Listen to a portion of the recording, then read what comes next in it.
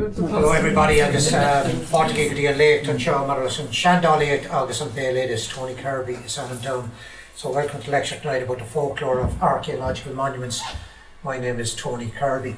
The title is Voices from the Dawn and it's abject plagiarism. I stole it, nothing original about it. And it's the name of a website, and the academic's name is he's in Reno, Nevada, and his name is Howard Goldbaum. And what he's done there, he's 100 prehistoric sites in Ireland and the folklore of archaeological monuments of them. The content is sublime and the design is very good as well, and there's some excellent interviews with elders in our community. Unfortunately, I was going to show you one tonight but can't because of technology, and they're very precious documents of people who lived not so long ago and their folk takes on certain archaeological monuments, you know. So that's that. Thanks, Keith. Okay, so just a definition of folk beliefs, you know, around archaeological monuments are they're common beliefs. They're not grounded in scientific fact, but they're widely accepted by most members of the community. And this would have been the situation here, even in this immediate parish about 100 years ago.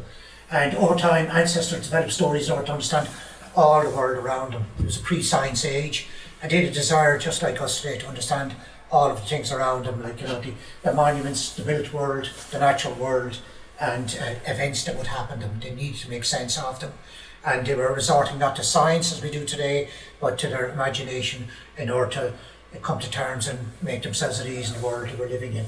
That particular little monument is beside the Holy Well. It's in Columkill's Holy Well. It's in Updara in the southwest of Burren. And that was folk believed to be the hoof of the horse of St. Columkill, you know. And of course, you know, we know now through science that this is probably dissolved chemically by rainwater, but in pre-science era, this was their take on it.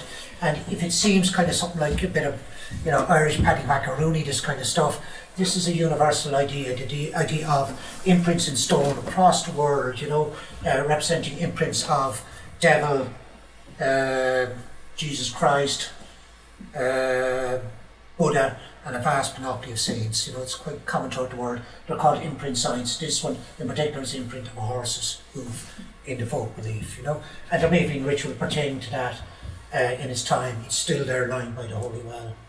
Thanks, Kieran. So I'm just going to try to do this chronologically. Tombs down through the ages and the takes on them. But this one is Ballyganner, tombs in Kilfenora, on the way here into Kilfenora. And it's some of the folk tales pertaining to the tombs, like this one known as the Laba, is the most famous romantic tale we have in Ireland. That's the elopement of future lovers, Toriat, Diarmid and Grania. The belief that you might know the tale, but it's worth telling one more time with emotion, you know, that Grania was the most beautiful woman in Ireland. She was a daughter of King Cormac, and she was betrothed. It was kind of contracted marriage to Fionn, the leader of Na Fianna, the mythical pseudo-warrior group.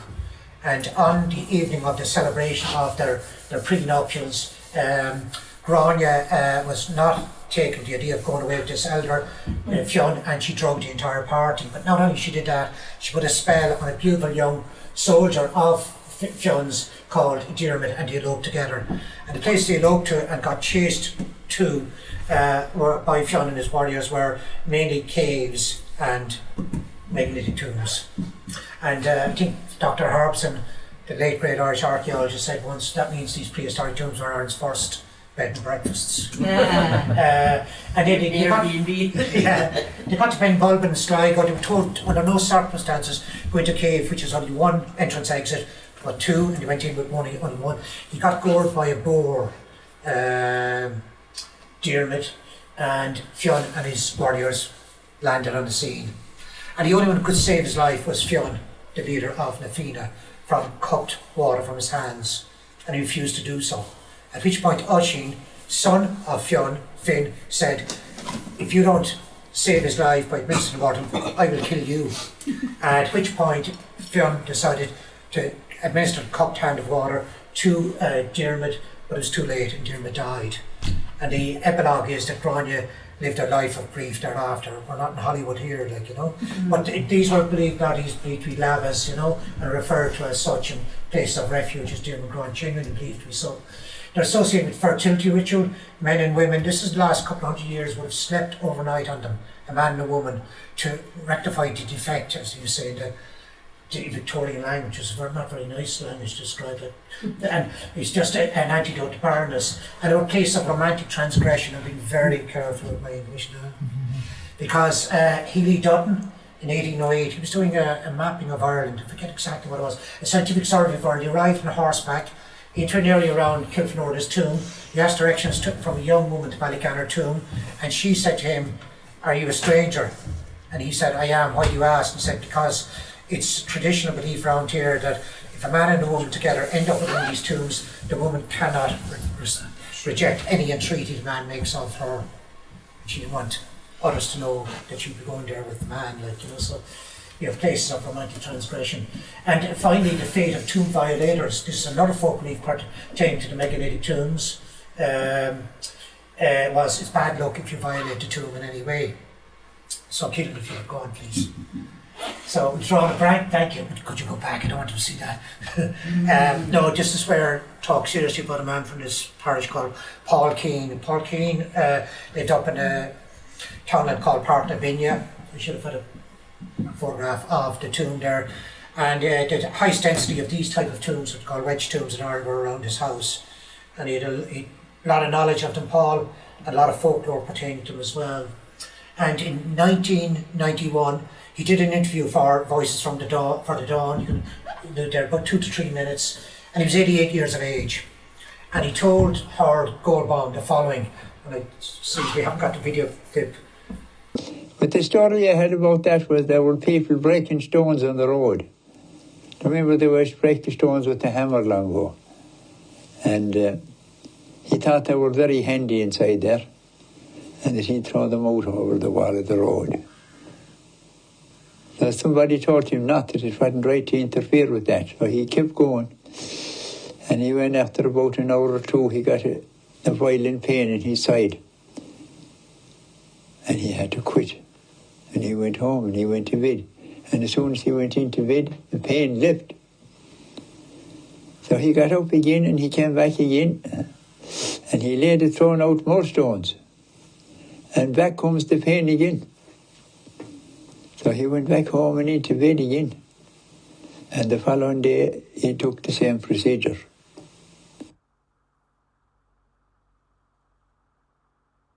And he went home, and he went into bed, and he never got up till he died. And he died several times. His sister and his brother would go to the room door looking in at him, and they'd ask him how he was. And he'd never answer them. And then they'd start crying, and when he'd hear the crying, he'd waken up again. But he was that way for 8 or 9 days, and eventually he phased out. So there was never a stone taken out of that ever since. And that's not so long ago. I don't remember it now, but it'll be, I suppose, 60, 70 years ago since that happened. So it goes to show you that there isn't any great meddling with those stones. But there was another tomb down there in my place now, and the man that was here before me that came into place, he got the land from the Land Commission. And there was a big moat wall in the middle of it, and he said he was going to remove it. And there was a bit of a tomb in one part of it. So he laid at it anyway with a horse and a dray. There was a dray now, the thing you pull after a horse. And he got a pain in his side. He told me that himself. But he had to quit. And he came home. And when he came home, the pain left. The next day he went down again, and the same complaint. Back comes the pain again, and he quitted it. And that moat wall is still there. Mm. So when he gave me the place anyway, I said, there's one thing I'm going to do. I said, I'm going to clear that out of that anyway, and let them couple of fields in together. And he told me the story. He said, and if I was you, he said I wouldn't interfere with it. So I didn't. I let very well alone. And the wall is still there. Yeah, he said a man, about 70 years ago, he said, so you subtract 1991 from 70, about 1920, Paul remembered, a man took stones from part of Bidney Tomb to build. And what happened was the man got a violent pain in his side, and the next day he returned to his task of removing stones from the Michelin tomb for day-to-day building purposes. And he went home and he went into bed and he never got up till he died. And he died several times. And this went on for 8 or 9 days until he phased out completely. Now this is remarkable stuff, like, you know, and you kind of, when I heard it first, it's just so funny. But of course, like, it's folk belief and there's some truth in it, there's some reason for all this, and you could go on now, Keelan, if you like. There's 2 possible takes, and one is that the enormity of the transgression, the sacrilege at the tomb, was the reason why this, gruesome multi-death occurred to the person. But the second one is as follows. You can read up there, sorry it's so wordy, that click aside. William Wilde, father of Oscar Wilde, was a surgeon, great did great stuff in archaeology and folklore. He said, no one is ever believed to die out. Truth is that all the outward signs of death are there. Speech, motion, respiration and sensation have ceased. The fountains of life have stopped and heat has fled. And the man is cold as a corpse, but what of that? It's well known he got a blast, and he's referring to the wake. And the idea of this going on several days, and food, drink being administered to the person, and fairy people were often employed to set a charm to entreat the fairy queen to bring the man or woman back to life. And maybe that's what inspired this idea of multi-death as well, death and coming back to life and death again. But either way, it's a rather remarkable kind of belief that was pertaining to the tombs in this immediate area by a man living only 30 years ago. Thanks, next one, Keelan. Hope I'm not going too fast. Do you believe the half of it? If so, which half? All of it. Yeah. Okay, so this is a hilltop fort. We're back in the southwest of the Burren. We're in Octara, we're by the sea. And hilltop forts, let's see what period, probably Bronze Age, 4,000 to 2,500 years ago. We're gone from the Stone Age into Bronze Age now. In the same group as promontory forts and cliff forts as well. And they're defended settlements on high ground, and they may have been used for ceremonial ritual purposes as well. And the interesting thing about this particular hilltop fort is it enjoys intervisibility of the Aran Islands. And the great conundrum for archaeologists historically was, why were there 7 prehistoric forts on the 3 Aran Islands, including Douay? What on earth were they defending themselves out there from? And the conclusion that you've got to know scientifically is that these elite warriors in Bronze Age times who had these forts in the Aran Islands had much more extensive interests, including farmland in County Clare, like this. And of course they were controlling north-south sea routes around the Atlantic as well, protection racketeers, and that explains why there's so many of these magnificent forts on hilltops or cliffs in this particular area around Galway Bay. So it's a defended settlement, and it's got a beautiful name called Cruachan Cloyne, the safe peak, because they believed they were safe on that. It's very anomalous geologically because all around it has been glaciated, but for some reason that I don't understand, this particular hillock resisted glaciation and it's been maximised for defensive purposes in prehistory, like Rock of Dunamace, Rock of Cashleton, and Feuds. It's not uncommon. Just to get to the folk, that was the scientific stuff, but according to Westrop, 1878 onwards, he never heard a reference in all his time going through Clare of the Daedanan, or the reference to fairies as the Daenans, because the Daedanan were the last set of pre-Christian gods. They were beaten by the Milesians, they fell to earth, and they went under the ground, and then they reappeared as fairies in fairy trees and fairy forts. And that's one of the takes on the origins of fairies, and that's why they would have called them in this area Daenans in the past. But he came across one reference to it from 1878 onwards. In 1905, as a reference to this fort.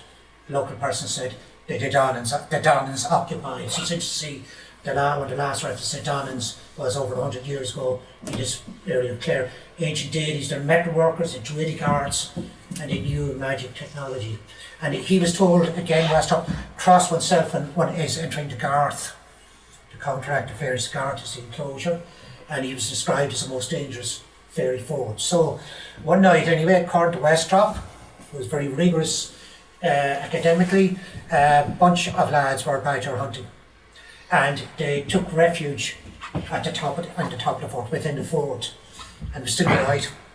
And they started drinking, and they got their consciousness altered a bit, and they got overtaken by night, West officers, and then the place was full of them, fairies, and they fled for their lives. And this was strong belief, 1905, Fairy Fort, there you go, like, you know. So the Donnans were feeling consciousness a term for fairies, but belief in fairies was still robust. Start 20th century, this area North Clare, so really interesting, I think, anyway. But next one, please, Kevin.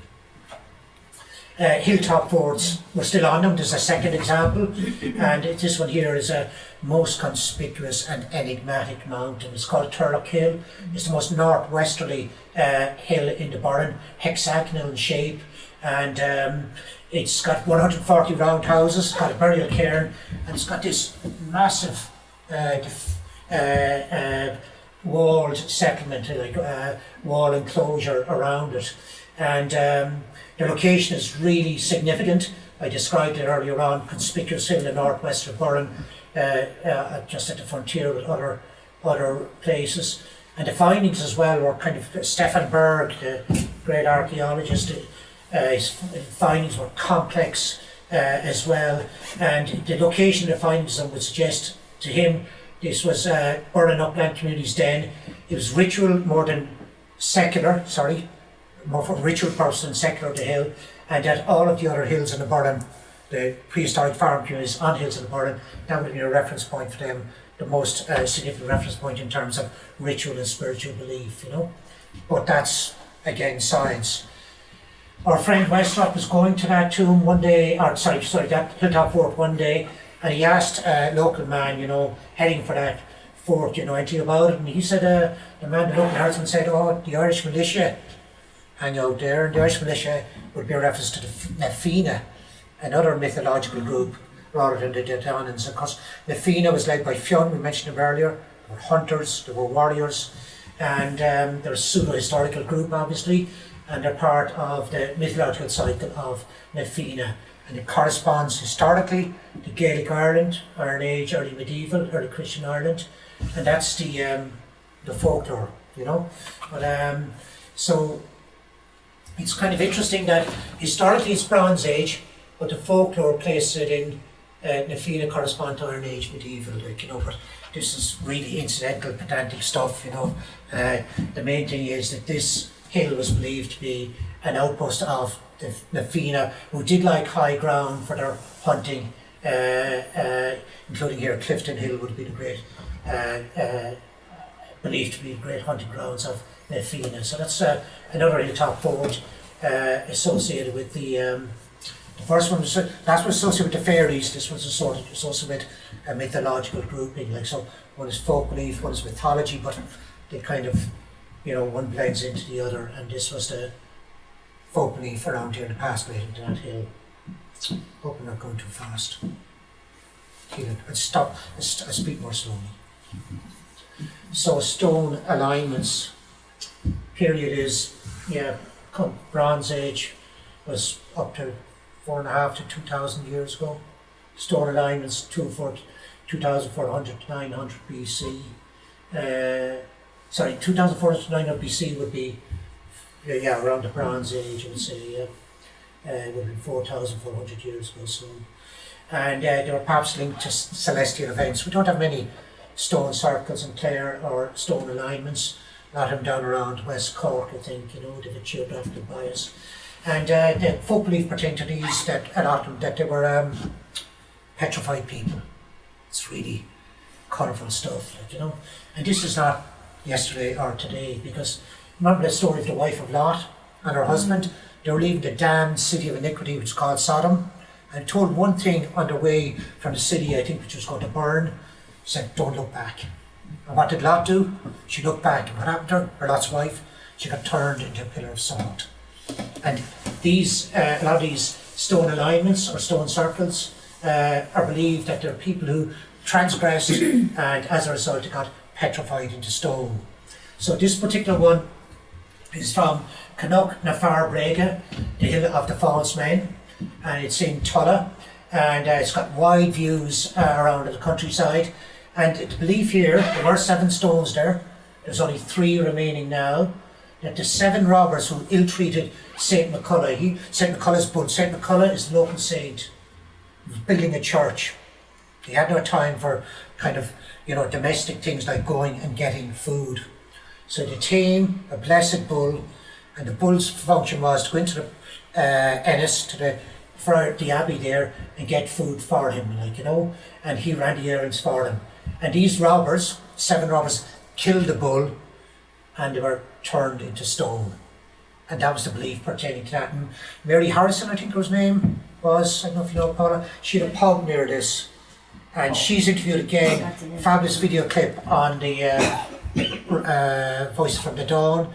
And she says her husband tried to get horses into that field once, and they resisted virulently, and their hind legs went in the air and they wouldn't go into it. But that was a belief pertaining to, and these only 3 spirits.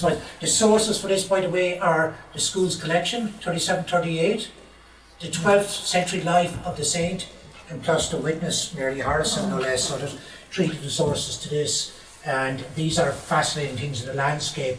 And unfortunately, I think a lot of them, these petrified people, unfortunately, the lore pertaining to them has passed away. I'll just show you one more. Thanks, Keelan. Now, this one here, it's not a great photographs by me. You can see the eyes, maybe the nose, and that's a rock pillar, and it's separate from the hill. And this is on Tim Robinson's map of the Burren, and he marks it as Farbrega rock pillar. So I went out one day and fortunately I found it. And Westrop says of these Farbregas, which he anglicised, petrified people, says there's that at Bog Hill, Kilfenora. So a lot of people think Bog Hill is so called at Townland, Bog Hill Centre, because it's a boggy hill, but I don't think there's any hill there. It's all about Buchel, kind of petrified boy. So there is a stone there around Bog Hill of a petrified boy. And there's one at Fanny Galvin, Karen. It's a fantastic rock, somewhat resembling a human figure. Curious rock, a sham man. And my friend Nick has found it and has taken photographs of it. And this is the 3rd one. Now, unfortunately, as you can see, Westrop says these are common in Clare, but unfortunately, I think a lot of them have been, there might still be there, but we don't recognise them as such, and the lore pertaining to them no longer is extant. I haven't found any lore pertaining, which is a pity, because there's a great story behind that of somebody who committed some transgression and they were petrified in stone. And this, of course, is, not only folk belief, but it's sending out a message to the same people. Do not transgress or you get, just stone, It's a fair break in the Cumbers in Waterford. Is there? I don't know any more about it. No, thanks for Just that. the name, Fair Yeah, Break. definitely. That's it, yeah. And there's one stone circle, I don't know where in the country, and they were petrified because they played music on the Sabbath. So the stone circle, the belief was these are petrified people who transgress by playing. They're musicians, petrified musicians, turned to stone because they played music on the Sabbath. So this is kind of the triumph of the Christian over the pre-Christian. The pre-Christian monuments, but the Christian overlayer is, well, actually, this is the Christian rule here, so very ideological stuff, Thanks. So where is that in relation to the Bog Hill Centre? That's had nothing to do with the Bog Hill Centre. It's not? No. The Bog Hill is one example. Fanny Calvin is Karen is the 2nd, and this one here is an Octara, the 3rd. Oh, okay. Is that okay? Yeah. So, little talk about holy wells. Huge amount of folk belief pertaining to them, obviously. The greatest folk belief, of course, is that the waters are not natural, they're supernatural. Which is quite a leap, it's extraordinary belief, And this would be, of course, cross civilization and cultures. So what I want to look at is 2 rivers, the Gowlawn, which comes sources to Velva, meets up, is a tributary of Ale, I think, is that how you pronounce it? Olja, thanks. Meets up at Olja in Lisdoonvarna, and then Olja goes into the sea at Doolin, which of course is a sailing point for the Aran Islands, or in the Nave, or in the Saints. So there's 3 holy wells along those 2 rivers. There's St. Brendan's at Gowlawn, which is on the River Gowlawn, just north of Lisdoonvarna. And there's St. Brendan's at the very end of the Orla River, just goes into the sea in Fisher Street in Doolin. And then between the 2 you have St. Brecken's in Tumullen and Doolin. And the one thing, of course, the three have in common is the dedication. The dedications are really interesting. Two are of St. Brendan the Navigator, and one is of St. Brecon. What have the three in common? The two in common, the Aran Islands. And the folk belief was that that Brendan, for example, was on his way to Aran. He overnighted with Brecon at Brecon's Holy Well and early church site. He lay down in Fisher Street, and on waking, he scooped a hole in the rock, and the Holy Well was formed, It's kind of an obscure well. That was one of 4 huge megaliths to facilitate walk across the Order River to access the Holy Well, which is known also as the Wart Well. And it's just to make the point that the dedications, there's no evidence scientifically at all that St. Brendan the Navigator was ever in this area of Ireland, But this is the folk belief, And the dedications are very interesting because if you go further into West Clare, Northwest Clare, you have Macdara in Ochdara, you have Kieran in Fanor, and the pattern is merged like that. The dedications of saints in the west of the Burren are all of saints who, according to tradition, did frequent the school of asceticism of Éanna or Enda in the Aran Islands. You come to the east of the Burren, and the marquee names, most of the saints, most of the Welsh Ketcha, Iningwe in southeast Burren, northeast Burren, Colmer, Macdua. So very schematic. And these were the dedications themselves, remarkable beliefs about St. Brendan the Navigator having come down the Gaulon and then the Anna River to make it to Oran and Nave. So these are interesting folk beliefs themselves and explain, why the dedications are so. They're not haphazard in any way. Thanks. So now I do an early church site. I try to do it chronologically, why to put Holy Wells at that particular point between kind of varying from pre-Christian into pre-Christian into Christian, because the origins of Holy Wells in Ireland are not known. It's never been scientifically determined. I think the scholars think that almost certainly Holy Wells were pre-Christian in origin and were then Christianised. But that brings up the vexed question of which of them were originally pagan, and which of them we have of the 3,000 are ones that were Christian constructs, So that wouldn't be clear because they're quite resilient as sites, Holy Well sites, archaeologically. There's no bones you can date in that. But I think from the ritual that goes on at Holy Wells, including the circumambulation,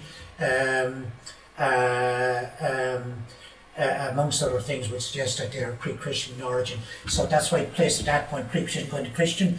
The early church sites are quite clear. We're in early Christian Ireland and are from 400s to 1100s. And there's not much, I haven't come across much folklore pertaining to early Christian churches in the Burren area at all. But this particular site is the 7 churches in Knockmama, and very rich in folklore. And the source would be the school's collection. That's where I found it, and it's a fabulous place. I'll show you another photograph, and that's 1901. Just note there, it's a high valley, one of the highest valleys in the Burren. There you've got the crankland at the back, the absence of scrub, which means that the pressure in those uplands in terms of farming then was quite significant. But of course now you can see the uplands and the Burrens are going progressively to scrub with the decline of farms. This is a very telling photograph historically there from 1901. There are 3 churches. Its location and importance. Some people say arrive at Glendalough. It's way up there in terms of its spectacular location and its importance as well. And its importance is reflected in the 3 churches, the horizontal mill, the Holy Well, decorated slabs are found there, amongst other things. It's known as 7 churches, but that's instantly problematic because there's only 3 there. And what have you got over in the Aran Islands in Ishmore? You got the 7 churches and there's only 2 there, But 7 is a mystical number, and perhaps it was a desire of the monks in Ireland to link themselves, their pilgrim sites, with the pilgrim circle of Rome, Where is that, Tony? Sorry, that's Knockmama. All right, okay. Knockmama, up, where Knockmama is? Yeah. Up around the Bell Harbour area. So 3 churches, there's only 3 there. That's the west one, and that's very big. It's got nave and chancel, which means it's got 2 rooms. And the early Christian Irish church is only 1 room, so that means they got a makeover when after the 1100s, when the European orders came in. And then you got 2 smaller churches there, and the second one is there could have been two small oratories, private chapels, or the one year of which there's only running footstones maybe now, could have been a ladies' chapel dedicated to the Virgin Mary. But there's only 3 chapels there, but I believe was 7 churches, that added to its kind of perceived importance. Thank you. So now looking at today, and this is from my friend Nick Gay. I was given the GEH, all the good photographs were taken by him. And it's a really interesting perspective of the church from above on the stony land, and look at the scope and how it's kind of encroaching now, decline of hill farm in winter, very noticeable. So Cormon lived there for years. This is Cormon MacDougall, this was a belief. And there's a long cave under the churches. And he used to move between the churches under the cave, and a door in each floor of the church. Each church you just pop up, and it's wonderful stuff. Now, the local name for the immediate area is Angata Way, for that place name, beautiful place name around there where the St. Church said, the Yellow Gate. And breeding the Garrick, breeding of the hens, she insulted Coleman, and nearly every bit of her decayed before she died. So just come back to earlier on, the gruesomeness of the death is kind of somehow so because of the gravity of the offence, and this is a really common kind of folk belief pertaining to gold or treasure. At the base of the church there was some gold.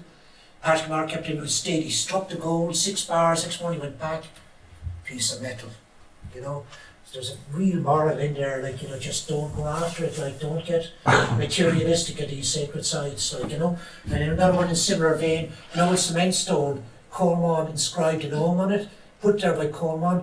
Person went digging, a big catch on down and said, go for my master's property, Coleman's. So a lot of these folk beliefs are really interesting themselves, their takes and things, but they are kind of imbued with morality, their morality tales as well.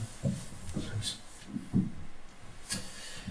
So the next thing I want to talk about, this is the folk belief of, ordinary people, of which, prior to the Great Hunger of 1845 to 1849, 3 million destitute. This was their folk beliefs, and which they held very firmly. But what of the elite in society, and how they regarded the folk beliefs of the destitute? Well, they did a thing called elite prejudice. They looked down heavily upon these things which they dismissed as superstition. So this here is an arch from a window. So what they did in the West Church in Knockmama was, we said they made it from one room into 2 rooms, nave and chancel, and this window arch, which is part of the one room, was taken out to facilitate the making of the two rooms out of one. And it's just outside the door of the west window, and it's believed, and I'm quoting now, what's called a hostile witness. This is a term in folklore, very interesting. People are witnessed or record this folklore, but they have a pejorative take on it. They don't assess it objectively, they imbue it with their own opinions. And so Thomas L. Cook, he was from Parsonstown, County Offaly, he was an attorney, but this is very important. Autumnal rambles about Newquay, he wrote these essays for the Galway Sentinel.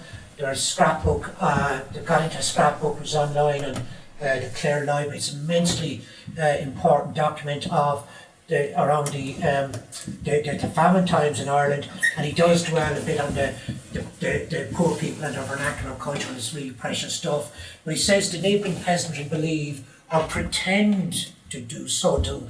He says they didn't really pretend to put this on these folk beliefs they're having. He said to me, it's a form of exorcism. They place the head 3 times, they need a supposed extraordinary talisman, and this gives them relief from a headache.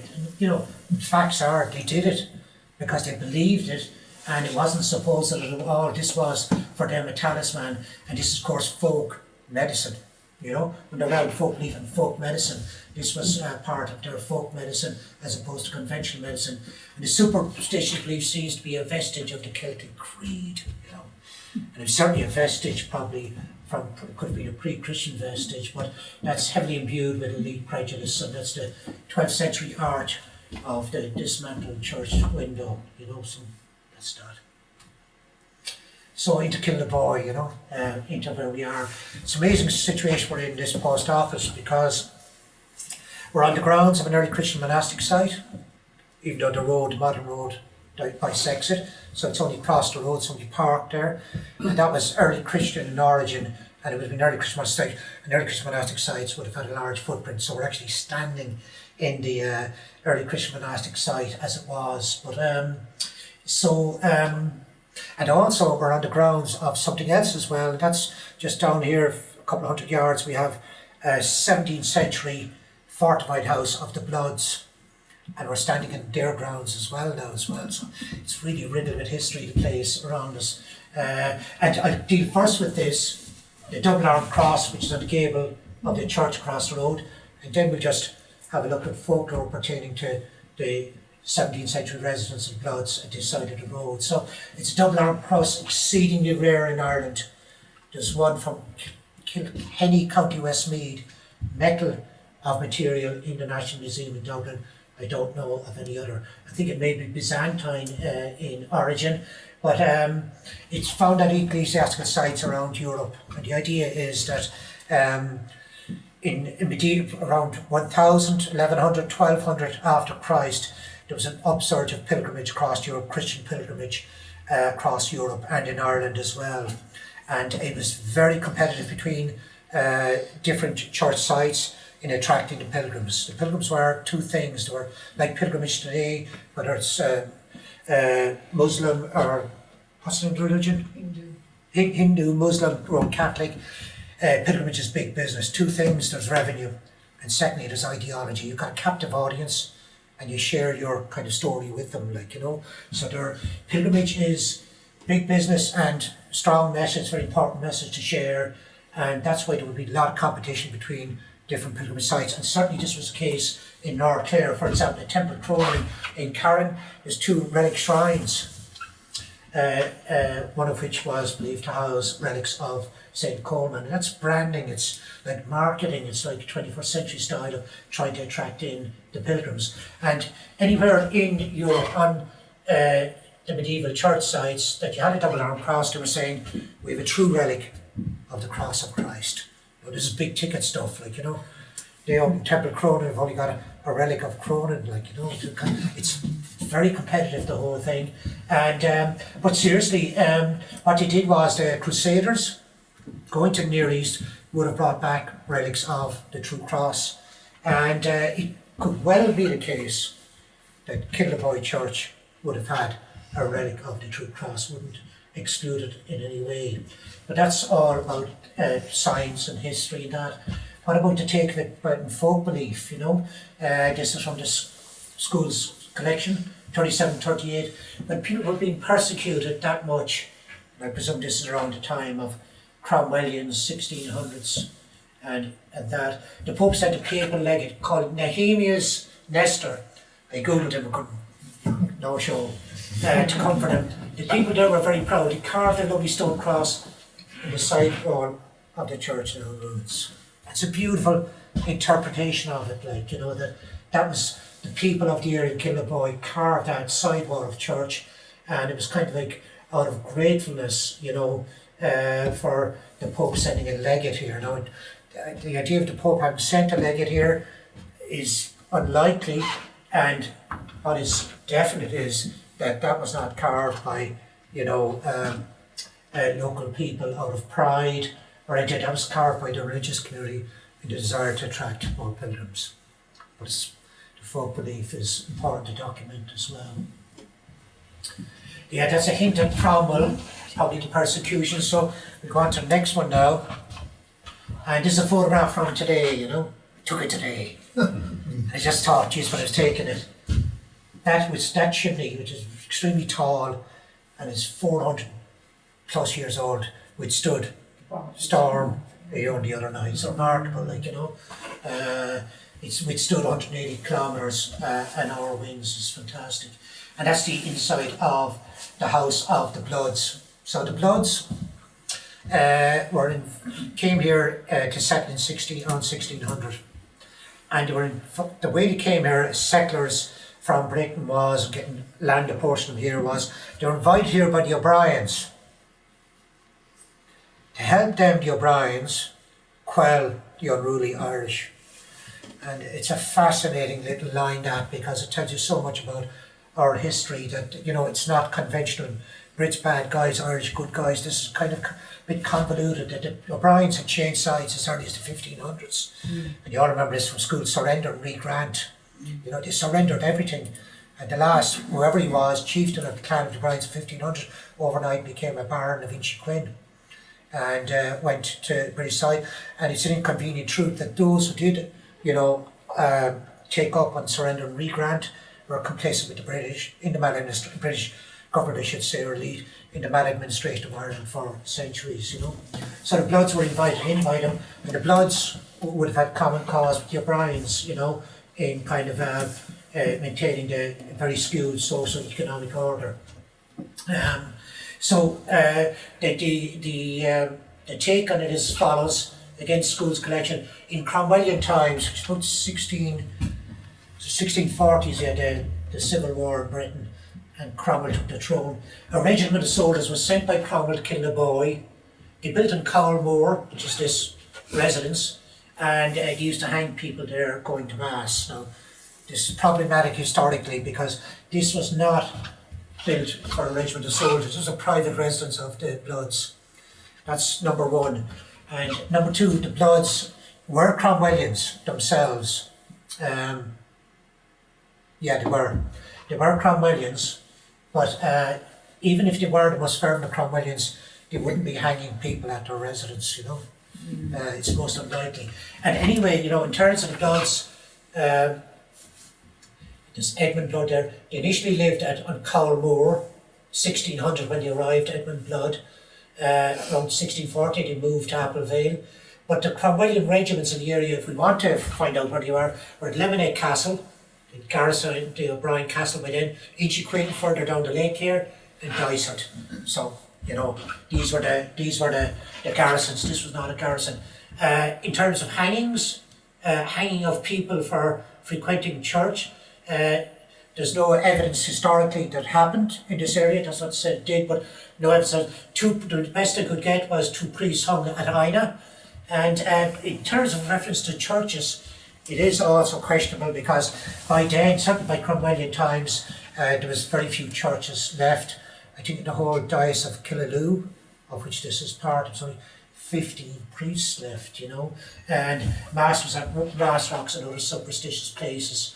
In my own city of Limerick, the Bishop Emily, he was killed by the Cromwellians.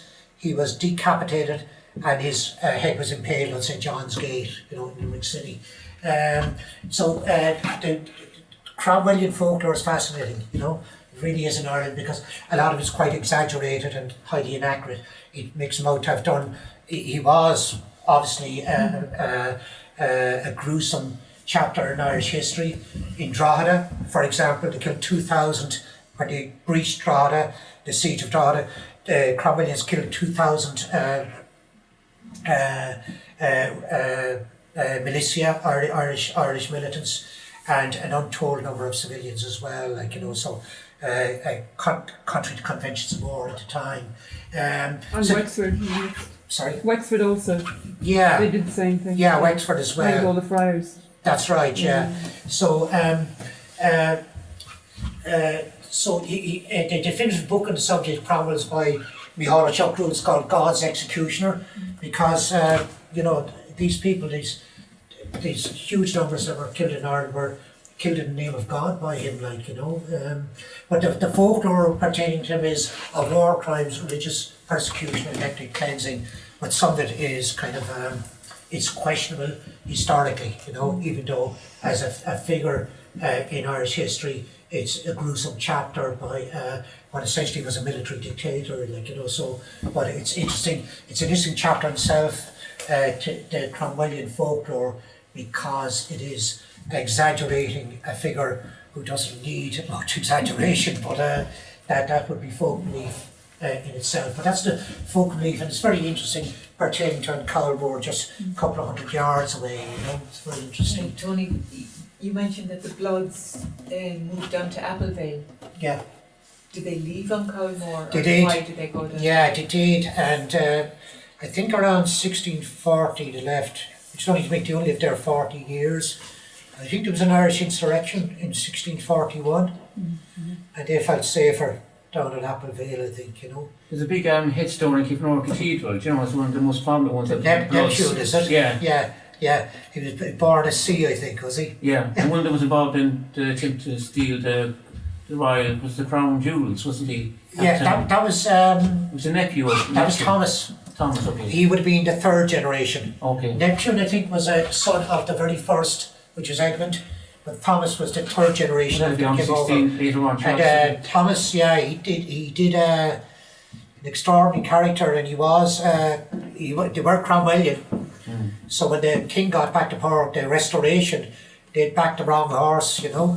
But they kind of he tried to kill the Duke of Ormond twice. Oh yeah, he was lucky, he avoided being executed, didn't he? Yeah, well, that's the story. He tried to kill the Duke of Ormond in Ireland and in Britain. The Duke of Ormond was the most important royal presence in Ireland, like, you know. And he did defame the Duke of Buckingham, and he never paid the debt that the jury that ordered him to do. He's buried in St Margaret's in Westminster Abbey. They dug up his body to make sure he wasn't faking his death to avoid paying the debt. And he stole the crown jewels, you know. Yeah. And I only found out all this. I was with a group one day giving a walk, and I was showing them the deer park at the Bloods is up around Templecrone and Carrendere Deer Park. Because two deer parks in North Clare happen to be the Bloods and, of course, Mora Ruiz, the O'Briens, which was destroyed by the Cromwellians. And this man said to me, an Englishman, "Oh, that was a deer park in the Bloods. Anything to Thomas Blood who stole the crown jewels?" And I said, "God, I don't know." And he emailed me the next day with all the information, like, you know, so it was a Clareman stole the crown jewels, you know. Yeah. The most famous heist in Europe. And you've been proud of me being a Limerick man, you know. It's great crack, yeah. That's the Bloods, all right. There's still Bloods living in North Clare, I believe, right. yeah. You know, it's just kind of interesting. And yeah. Okay, Keelan, that was a nice kind of escape, yeah. Okay, we're on to the most famous, most noted, most notorious figure in Clare folklore, and that's Mora Rua, Mary of Lemonade. And we're still in the parish of Kilnaboy because Lemonade's is Lemonade Castle in Kilnaboy? Yes. Just across the road in Kilnaboy. We were just trying to claim it with Lemonade Townland is in Kilnaboy anyway. Mora Rua, she was from down the Shannon Estuary, Thunder Law. She married a man called Neil, and I think it was down there. They had 3 children, and he died. And then she married Conor O'Brien of the O'Briens of Lemonade, and he was killed. We're still in this area, the Cromwellians. He was a royalist. Of course, that's why they changed sides and back to royalty, the British royalty, and became Barons of Inchiquin. And perforce they fought the O'Briens with the against the Cromwellians, and he was killed in battle, Conor O'Brien, by the Cromwellians. And subsequently, she organised a contracted marriage to a man called Cooper, who was kind of an officer in the Cromwellian army. She did so to safeguard the inheritance of her sons, like she did for economic reasons, you know. But by the way, like the marriage to Cooper, the last for 3 years, was quite a successful marriage, you know. Now, why is folklore pertaining to Mora Rua so extraordinarily negative in Clare? Like Grana Whale was a kind of interesting figure in her own right, very independent woman, medieval period. The folklore pertaining to her Mayo was quite positive. And there may be reasons. One is she had 3 husbands, you know. She got 3 husbands, Jesus. And all of a sudden the 3 become 30, like, you know. And they all had natural deaths, and they all predeceased her, like, you know. But one of them was Cromwellian, and that might have been problematic for people. She was also, she grew up on a murder charge of a domestic. It was seen to be a trumped up murder charge by people hostile to her and the Irish royalists, as the O'Briens were, created by Cromwellians, you know.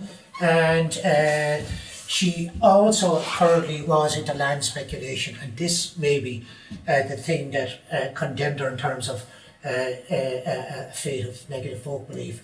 She did marry Cooper for land, to safeguard land, and subsequently during the transplantations by the Cromwellians to Heller to Connacht, which included Connacht and Clare, there was a lot of land speculation going on, and her husband Cooper, her last one, indulged in quite a bit of it to make money, but Maura must have been complicit with same.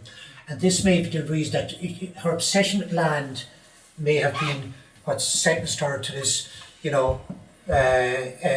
destiny of highly negative folklore. And it's two things that the folklore targeted in her was lustfulness and cruelty. Her suitors, they all required to ride her black stallion to win her hand, and most of them, like, their fate was that they ended up down Cliffs of Moher and got thrown off, and I think one only ever survived. It was considered to be quite cruel. She was a bad woman, and she kept youths dressed as females. And when her husband was told that she had 12 youths dressed as females, they were youth servants, her husband executed them. So you get the two things there together, the cruelty and the lust, It's quite kind of transgressive, the whole thing, the idea that she would have dressed up youths, the term youths, as, this cross-dressing or transvesticism, that she indulged in that, like such was her desire for men, She had 25 husbands, few of whom died of a natural cause, I was on Clare FM this morning, what's his name, very nice one, Alan, measuring, she's the one who had, and then X number of husbands, so it goes on and on and on. But in 1978, this is thanks to Maura McNeil, the great folklorist who lived here on Clifton Hill, a driver guide, Stephen Hegarty. Wasn't he? A driver guide, it was heard in Lemonade saying to an American person, tourist, she took a soldier to bed each night and killed him in the morning. It's the exaggeration of the exaggeration, But there's a photograph from the air by Nick of Lemonade Castle, and you can see it's a twin structure, and you've got the conventional tower house, probably from the 1400s, and this is Maura's crowning glory, really, This was constructed when she was married to Conor O'Brien. It's remarkable architecturally. It's a gentleman's mansion, they were called, and it was radical architecture of his time, and the estate there too was also considered radical, and this was her project, really. She led it rather than Conor, and this is a remarkable legacy to her, And there were 12 happy years of herself and Conor O'Brien in that house, despite all the pejorative folklore.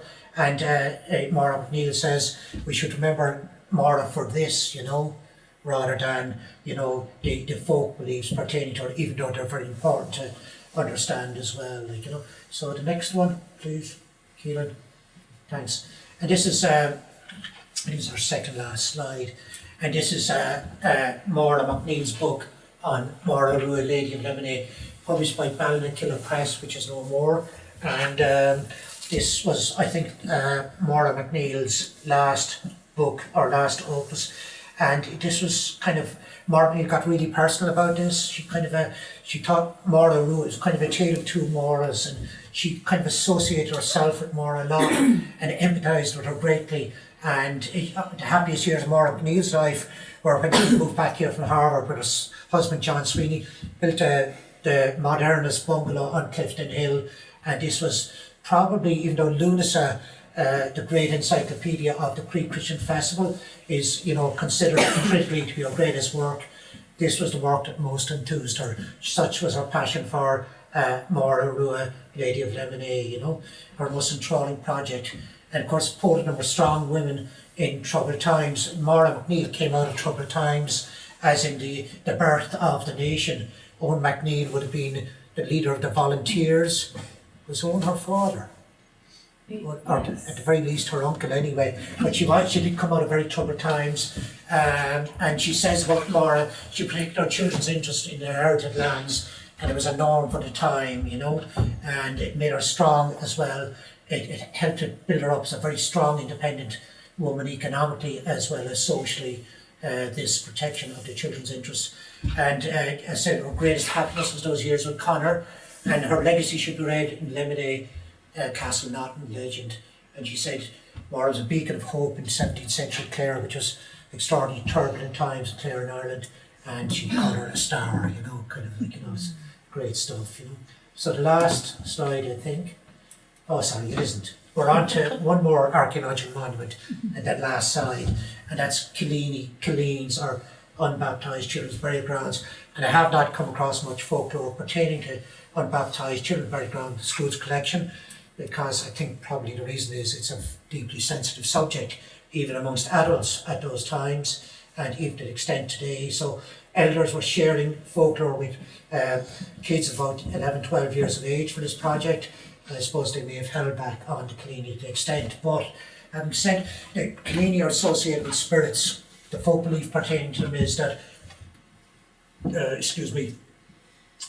on Fair Gortuck, the hungry grass, if you step in the hungry grass in a Killeen, you will be set by a really extraordinary hunger.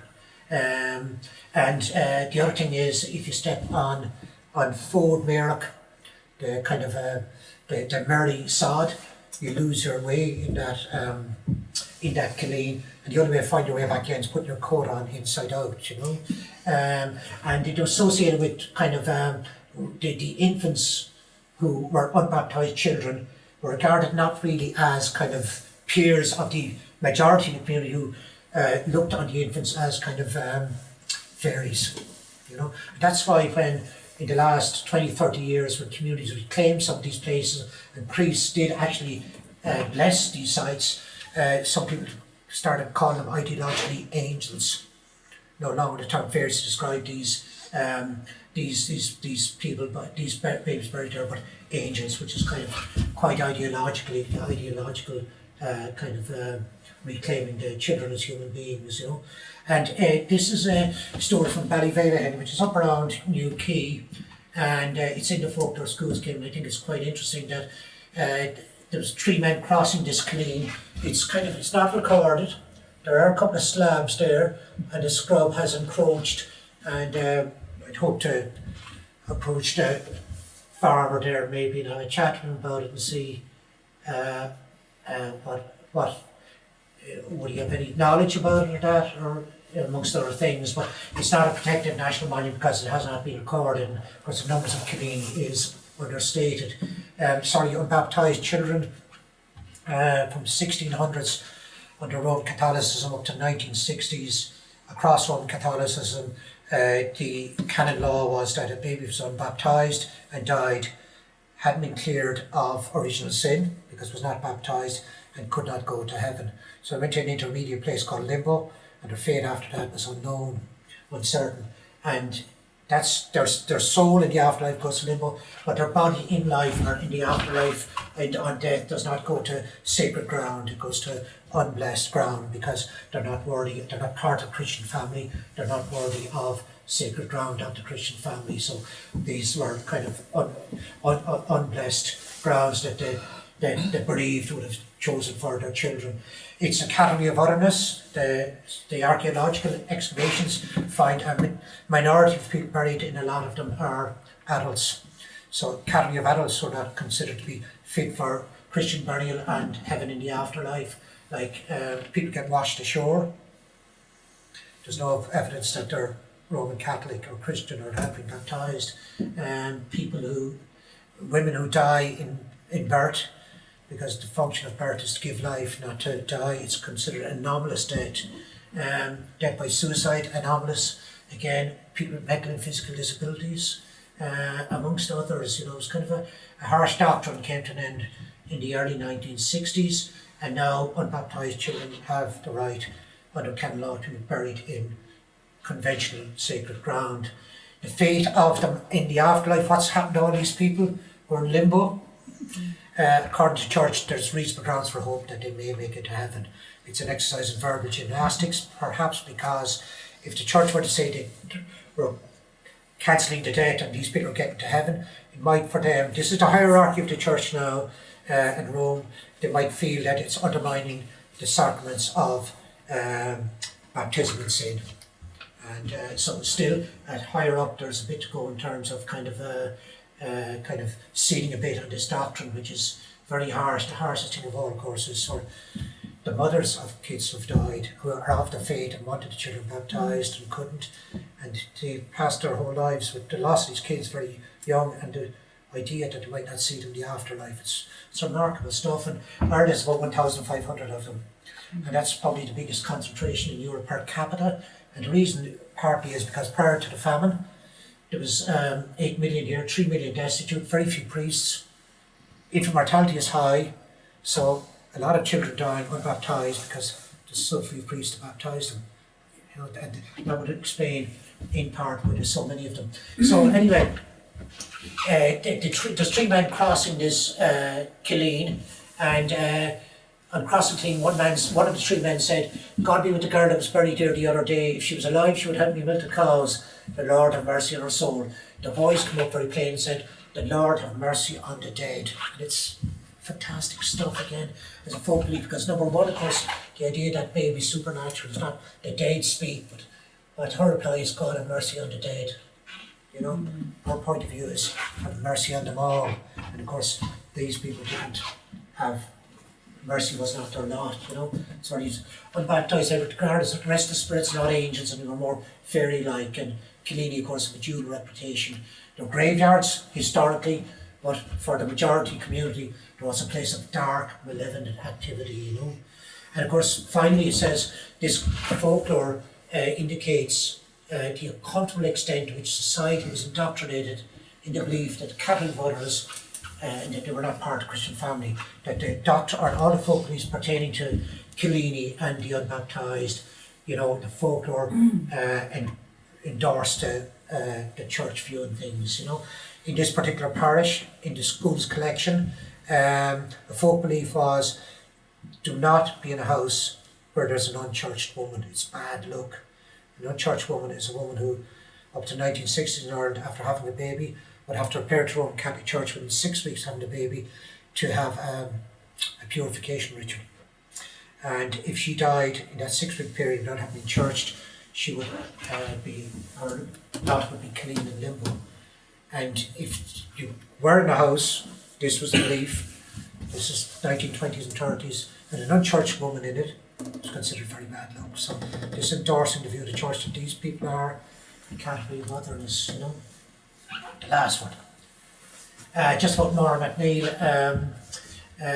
extraordinary folklorist, lived in Clifton Hill the latter years of her life, and she was great folklorist, said that folk belief is, you know, it's not just the beliefs themselves are interesting for the way people came to terms with natural built world and events and all that. There were strategies folk beliefs were dealing with anxiety about death, accident, loss, reflected community values at the time. There were educational socialising device, the stories around the hurt, you know.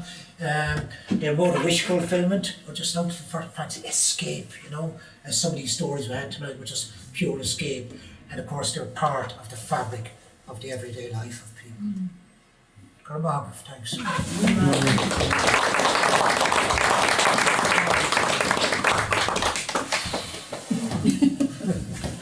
I hope it was not too much information. I hope it didn't speak too fast. I hope you got a kick out of something. If there are any questions, I'll try to answer them, or comments.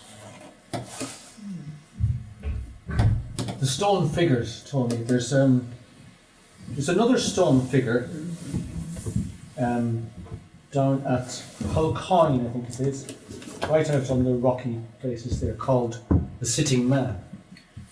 Do you know that one? Is it, you know where, what's her name lives? Annalise. Yes. Is it down beyond our house? It's down beyond Annalise, yes. I've heard of it and I haven't gone down to see it. And it's beyond the farther in places, not the place farther in. Fantastic. Yeah. You know, that would be another example maybe of a... Yeah. And it's quite anthropomorphic as well. Yeah, you know. yeah. Thanks for that. I must go and see it. Do you know anything about the 3 horses painted on a rock near Carconnell? Yeah. Yeah, there's 2 actually. Right. And I don't. And I don't think there's any information on them, like, you know. They're engraved in the rock there before Carconnell. There's a couple of takes on them, but I don't know, is there any information about who did it or when or why? But one of the takes on it, theories on it, they're associated with the wild horse at Kilcorny Cave, which is nearby. And that's only one interpretation of it. But it's fantastic rock art. you know, and it's not too, doesn't seem to be too long ago, you know, quite beautiful. Have you any easier questions? No, great, well done, yeah. Any other questions or comments?